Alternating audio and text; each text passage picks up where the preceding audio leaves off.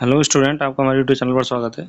दोस्तों, आज हम 12th क्लास की ज्योग्राफी के चैप्टर के बारे में बात करेंगे।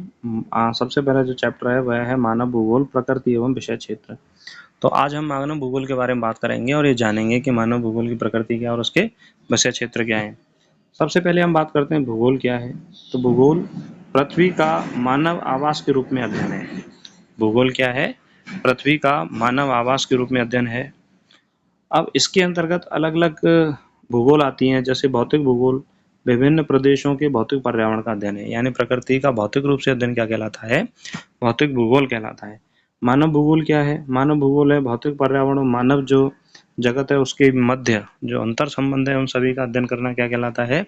मानव भूगोल कहलाता है।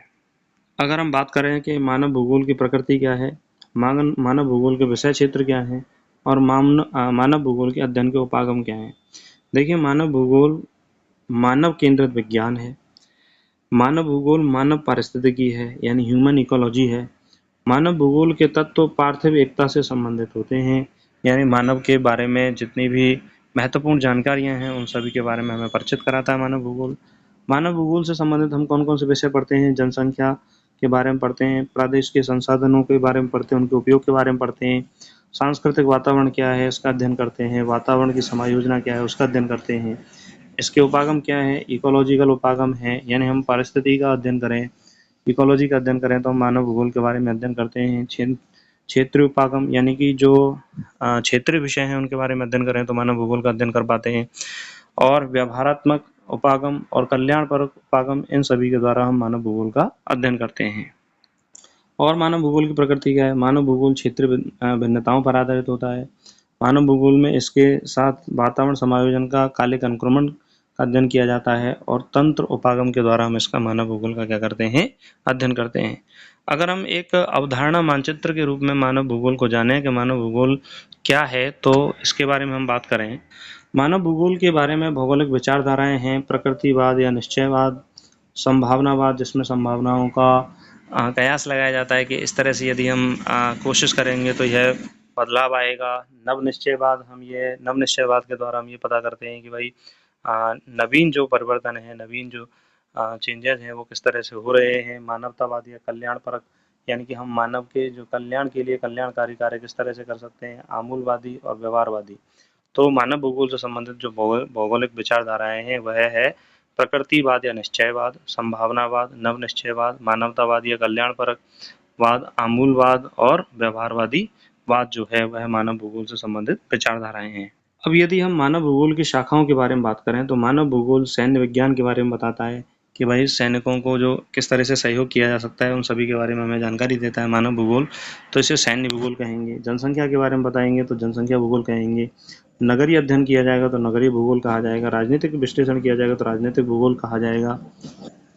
और यदि समाज के रूप में अध्ययन करेंगे तो सामाजिक भूगोल, अर्थशास्त्र के रूप में अध्ययन करेंगे तो आर्थिक भूगोल, और मनोविज्ञान के रूप में अध्ययन करेंगे तो व्यवहारात्मक भूगोल, और इतिहास के रूप में अध्ययन करेंगे तो ऐतिहासिक भूगोल। हम मानव भूगोल को जानते हैं ऐतिहासिक भूगोल के रूप में मानव भूगोल को हम क्या करते हैं?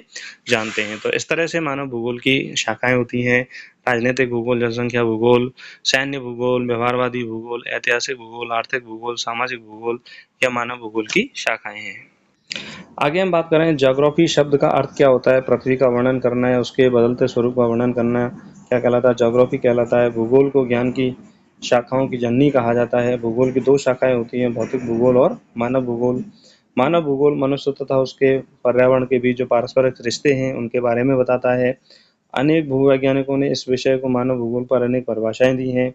मानव भूगोल की इस शाखा का अध्ययन 9वीं शताब्दी के अंत में चार्ल्स डार्विन की पुस्तक ओरिजिन ऑफ स्पीसीज के प्रकाशन के समय हुआ। तो मानव भूगोल का जो शाखा है या विषय है इसका उद्गम कब हुआ है? 19वीं शताब्दी में, जब चार्ल्स डार्विन ने अपनी पुस्तक का प्रकाशन किया और उस पुस्तक का नाम है ओरिजिन ऑफ स्पीसीज। तो लोगों की इस विषय के बारे में जिज्ञासा बढ़ी।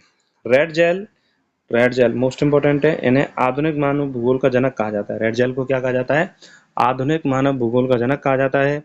इन्होंने अपनी पुस्तक एंथ्रोपोजियोग्राफी में लिखा है कि मानव को जीवित रहने के लिए वातावरण से सहयोग प्राप्त करना अनिवार्य है। बिल्कुल सही बात है कि भाई यदि मानव जो है वातावरण से सहयोग प्राप्त करेगा तो वह आसानी से जीवित रह सकेगा। एलन सी सैम्पल रेडजेल की एक अमेरिकी शिष्या के अनुसार मानव भूगोल अस्थिर पृथ्वी एवं क्रियाशील मानव के बदलते रिश्तों का बोध कराता है।